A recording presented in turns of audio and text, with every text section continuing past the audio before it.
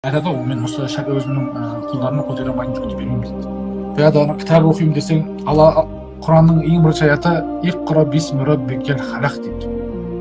Алланың атымен оқы дейді. Баяғыда кітап оқы десең, кітап оқуға уақыт жоқ дейтін.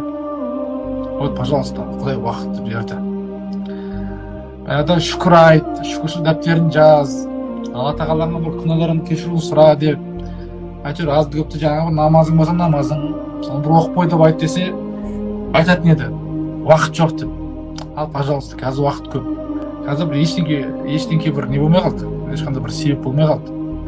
Анау неге барған кезде дейді, мақшарға жиналған кезде дейді, Алла тағала бәрін доказательство қояды дейді.